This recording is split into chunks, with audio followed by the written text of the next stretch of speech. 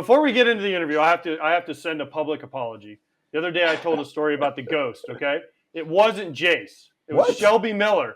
Jace and Jonny Gomes. No, I got it confused. Jace and Jonny Gomes were the ones that punked Shelby Miller.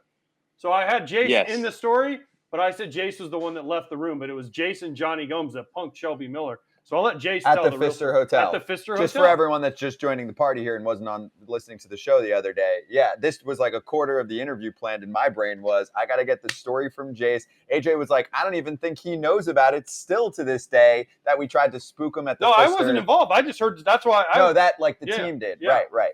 At the Pfister Hotel, which is weird and haunted in Milwaukee. And the other day, Mookie Betts was like, I'm not staying there. I'm getting an Airbnb. Then he homers. So now everyone's probably going to do it. But Jace, let's hear your side of the story because you were the one that pulled the prank off. Man, so I had talked to Jonny Gomes. Shelby at the time, he was one of the best pitchers in the league that year. I'm pretty sure it was 2015. And in the locker room, I had grabbed Shelby's key, and me and Johnny kind of had a little plan like, hey, look, I'll get his key. You go in his room. And AJ was along a lot of the lines that were pretty correct. Johnny was lighting candles and smearing smoke and char all over the mirror in the bathroom. And goes back in there. Shelby walks in there. Shelby ended up coming to sleep in my room that night. So I never left the hotel, but it was a good prank. It was really funny. And Shelby was pretty scared. So it was cool. Did you tell him afterward? Did you let it sit for a while? We let it sit until we left the series. I think we did it the second game of the series.